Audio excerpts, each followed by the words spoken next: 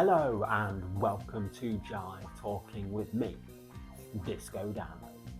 On today's episode, we'll be taking a look back at the action from this past weekend here at House of Pain Wrestling, and we're going to kick things off with Hucknall from Friday the 12th of April. The show kicked off with Rave Boy coming to the ring, expecting to be in action and looking for some answers from me after what I did to him at St. Anne's. I then made my entrance, but unfortunately I had sustained an injury to my knee, so was not cleared to compete. But I did inform Rave Boy why I did what I did, and that is because Rave Boy wanted to blame me because he couldn't win a match. So I'd set up another match for him. Taking my place was one of the co-Full Throttle champions, Oscar Prospero, and Rave Boy would not be able to blame me if he lost the match.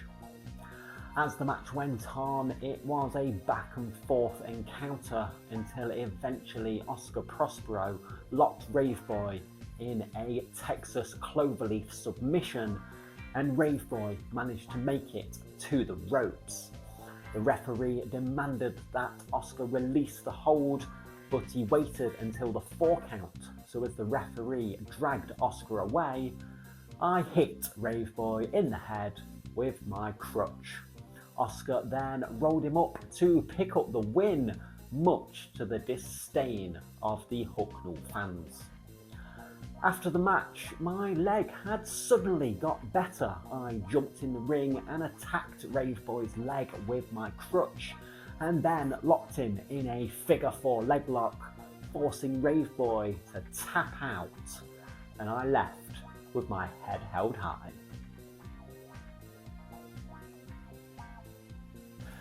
It was 6-man tag team action next, as Broforce were in action, as Mr. Number 1 Niall Hind, the Canadian Peter Sador, and the winner of the Rising Star Tournament, Mr. USA Lance Flashman, were in action, taking on the team of TJ Dean, Zach Roberts and Mikey McLovin.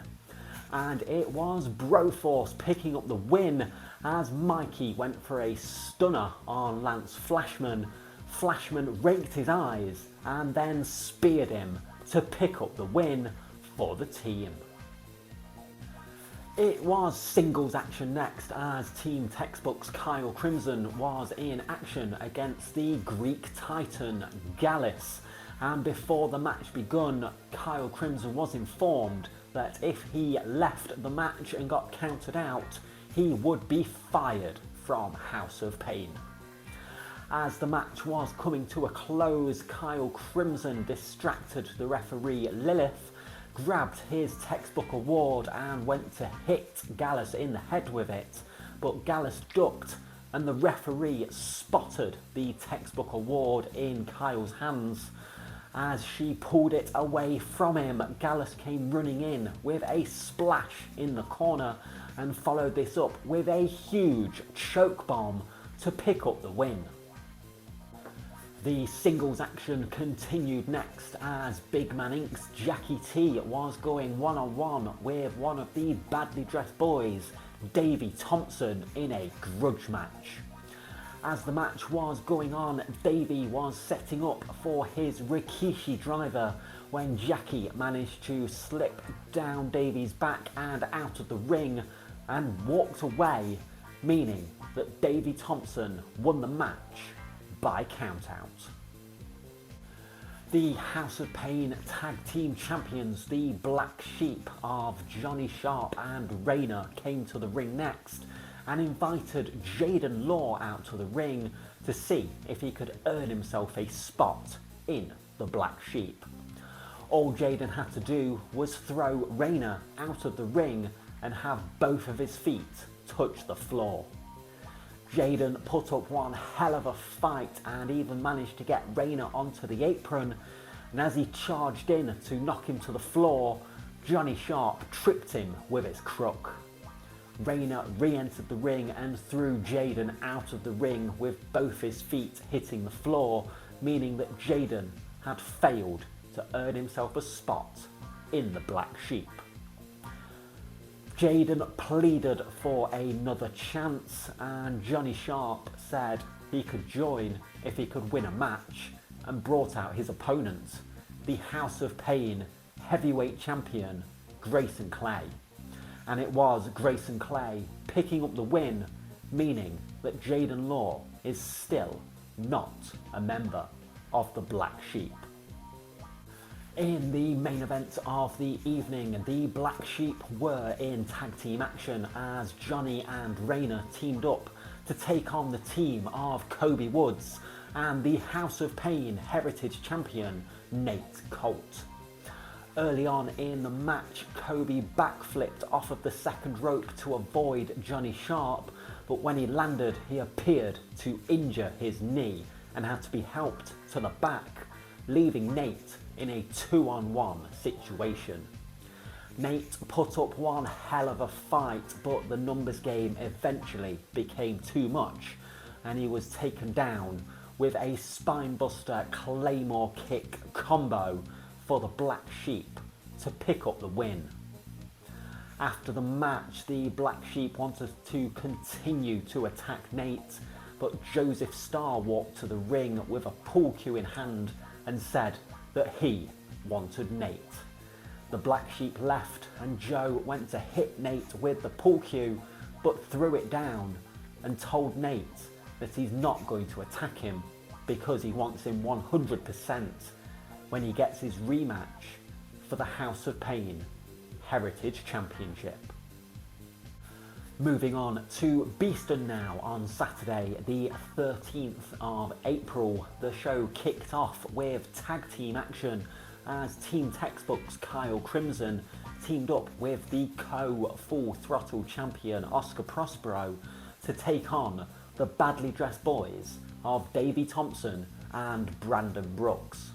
And it was the Badly Dressed Boys picking up the win when they hit their double disaster kick to pick up the win. After the match, Davey called out Big Man Inc. and it was Jackie T hanging around at ringside by himself, but Jackie refused to enter the ring. It was then announced that over the next 5 months in Beeston, if necessary, it will be Big Man Inc.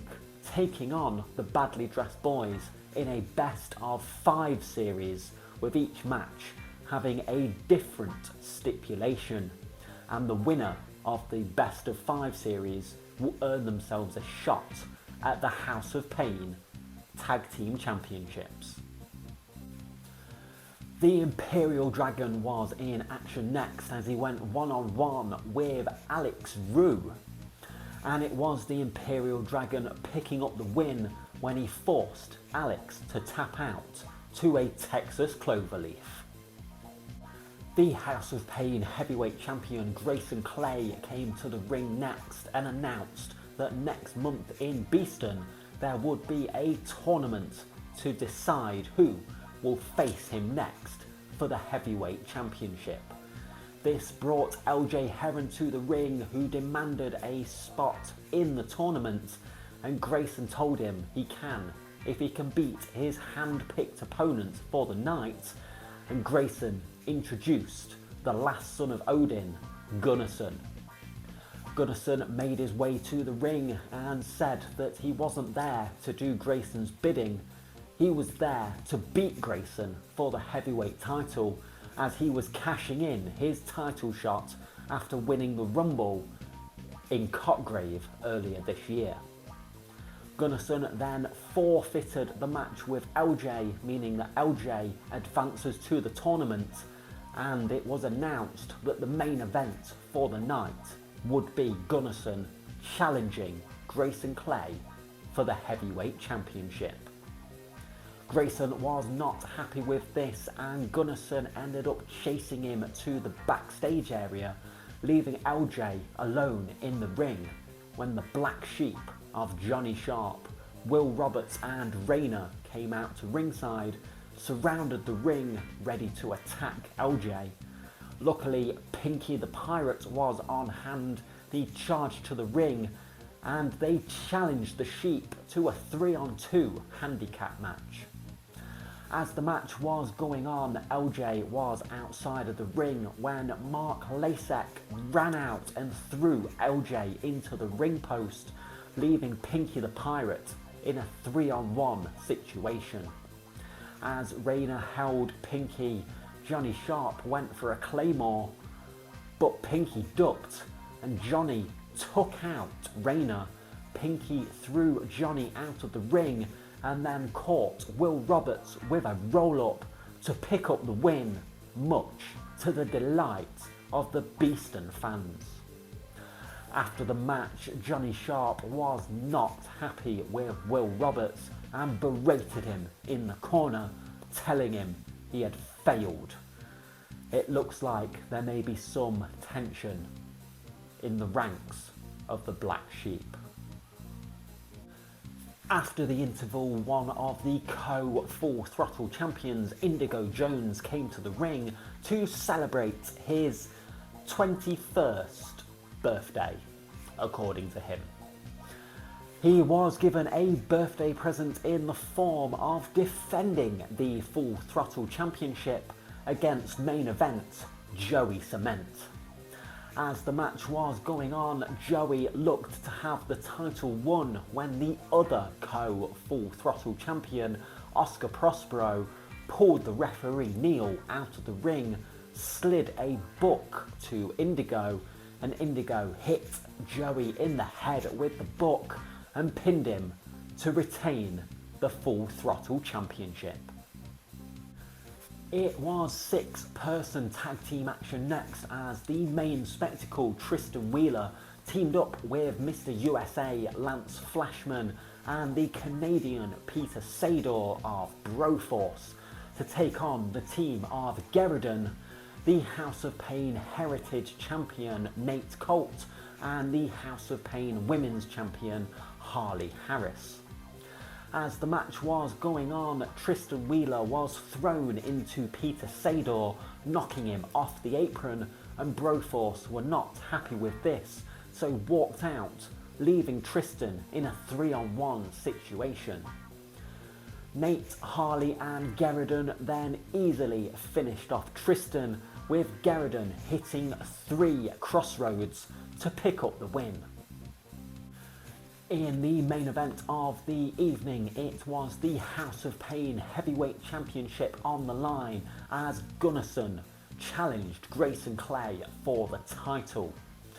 As the match was going on, Mark Lasek ran out to the ring and attacked Gunnarsson, causing the disqualification, meaning that Grayson Clay retained the heavyweight title.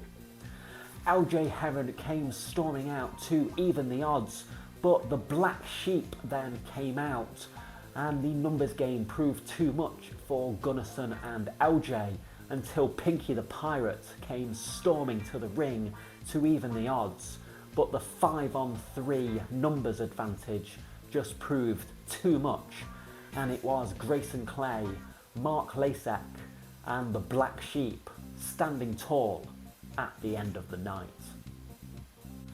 We rounded the weekend off in Clifton on Sunday the 14th of April, and the show kicked off with singles action as Team Textbooks Kyle Crimson went 1-on-1 with Jerry Jarvis, and after a hard hitting match it was Jerry Jarvis picking up the win. It was mixed tag team action next as the Imperial Dragon and Charlie Ace were in action, taking on the team of Axel Justice and Lexi Morgan. And it was Axel and Lexi picking up the win, much to the delight of the Clifton fans.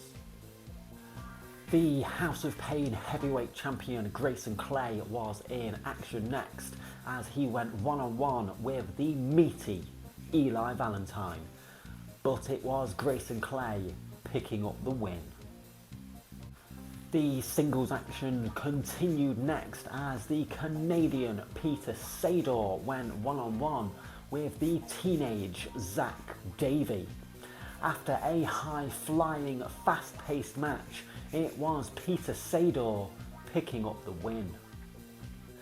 In the main event of the afternoon, it was the leader of the Black Sheep, the Shepherd Johnny Sharp, going one-on-one with the suntan Superman L.J. Heron. After a back-and-forth match which saw both Grayson Clay and Eli Valentine try and get involved, it was LJ picking up the win, much to the delight of the Clifton fans. Well, that is all I do have time for today, so thank you very much for watching. Don't forget to like the video, share the video, leave a comment below, hit that subscribe button, and I will see you next time for some more Jive Talking.